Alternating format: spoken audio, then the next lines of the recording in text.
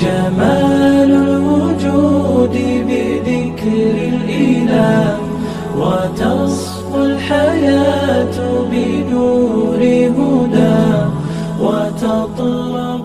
آج ہم لوگ اس وقت یعنی فکر و نظر کی پوری ٹیم مغربی بنگال کے دارالحکومت کولکاتہ میں موجود ہے، اور سب سے پہلے صبح میں یعنی مجلس شورا کی میٹنگ ہوئی، مجلس ہوئی، شورا کے اراکین اس میں پورے بہار، بنگال، اڑیسہ، جھارکھنڈ، مغربی بنگال چاروں اسٹیٹ سے جمع ہوئے، اور اس میں جو میٹنگ ہوتی ہے سالانہ وہ اس بار مغربی بنگال میں رکھی گئی، اور کافی تعداد میں شورا کے اراکین کے علاوہ مدعوین خصوصی بھی جمع ہوئے. اسی موقع پر یعنی شام میں اس میں بہت سارے خاص اور عام لوگ شریک ہوئے.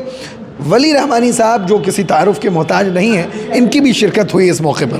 میں سب سے پہلے فکر و نظر پر آپ کا بہت استقبال کرتا ہوں. بہت بہت شکریہ، آپ بار بار استقبال کرتے ہیں اور میں امید کرتا ہوں اور آپ کے استقبال کو لوگ خوب پسند کرتے ہیں الحمدللہ، اور میں امید کرتا ہوں ایسے ہی استقبال کرتے رہیں ہماری. آپ تو ایک سوال تو پہلے یہ ہے کہ پریزنٹیشن حضرت کا ہوا، وقف ترمیمی بل پر حضرت نے کافی تفصیلی گفتگو کی.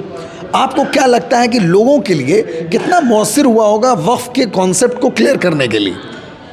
حضرت نے جو پریزنٹیشن دیا ہے، آئی تھنک شاید ہی اس میں کوئی اسپیکٹ ہے جو چھوٹی ہے.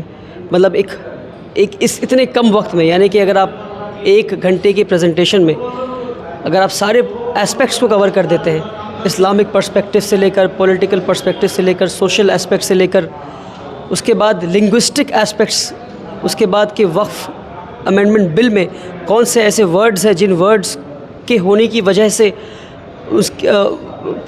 ان ورڈز کی موجودگی کی وجہ سے الگ الگ ایکٹس پہ اس کے کیا کیا ایفیکٹس ہو رہے ہیں، اور کس طرح سے الگ الگ ایکٹس کو وقف امینڈمنٹ بل سے جوڑ کر اگر دیکھا جائے اور اس کے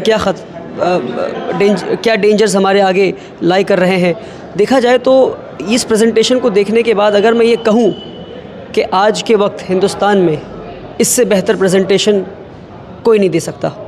کلکتہ جیسے شہر میں یہ بات کہنا غلط نہیں ہوگا میرے لیے. جزاکم اللہ. کلکتہ جیسے شہر میں یعنی آڈیٹوریم بک کیا گیا یا ہال بک کیا گیا، اوپر کا فلور اور نیچے کا فلور پورے طور پہ بھر گیا.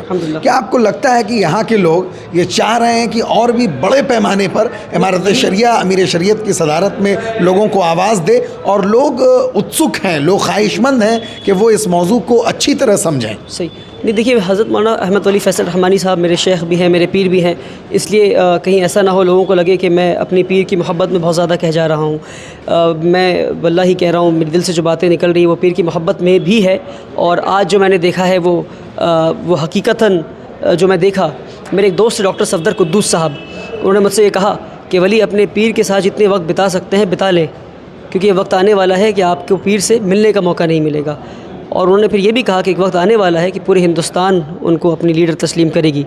آئی سو اے گلمس آف دیٹ ٹوڈے. اس کا ایک جھلک مجھے دکھا کہ حضرت نے جیسے ہی اپنی پریزنٹیشن ختم کی، سارا کا سارا مجمع 800 لوگ یہ کہہ رہے ہیں حضرت آپ خاموش نہ ہو، آپ بولتے رہیں، ہم سنتے جائیں گے.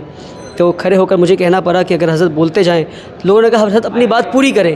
ہم نے کہا پوری بات کرنے کے لیے تو 2 دن کا وقت لگے گا. جس طرح سے لوگ سننا چاہ رہے ہیں، جس طرح سے لوگ جاننا چاہ رہے ہیں، اس سے یہ دکھ رہا ہے کہ لوگوں میں ایک بھوک ہے، ایک پیاس ہے جاننے کے لیے کہ بھائی یہ وقف ترمیمی بل کیا ہے، اس کے کیا خطرات ہیں. تو لوگوں کی بھوک کو مٹانے کے لیے اللہ نے ایک انسان کو کھڑا کیا ہے، لوگوں کی قیادت کو کرنے کے لیے اللہ نے ایک انسان کو کھڑا کیا ہے. مجھے تو ایسا دکھ رہا ہے.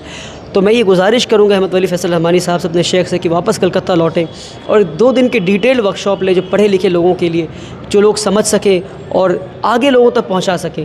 کیونکہ ہم نے کئی بار اس سے پہلے ایسے کئی موقع آئے، ٹرپل طلاق بل آیا، بابری مسجد کا کیس آیا، UCC کا معاملہ آیا، NRC کا سٹیزنشپ امینڈمنٹ بل کا مسئلہ آیا. اس میں دیکھا میں ایک اکثر مسلمانوں کو پتہ نہیں تھا کہ پروٹیسٹ کر کیوں رہے ہیں. اکثر مسلمانوں نے قانون کو پڑھا نہیں تھا. مگر اس بار اب ایک ایسا لیڈر کھڑا ہوا ہے جو مسلمانوں سے یہ کہہ رہا ہے کہ پڑھو اور پھر پروٹیسٹ کرو، پڑھو اور پھر آنکھ میں آنکھ ڈال کر کہو کہ ہم تمہارے خلاف کھڑے ہیں، بنا پڑھے نہ کرو. کلکتہ جیسے شہر میں لوگوں کا شیڈول کافی ٹائٹ رہتا ہے. لوگ بزی ہیں، مصروف زندگی ہے، کاروبار کے لیے، تجارت کے لیے، مختلف ضروریات کے لیے.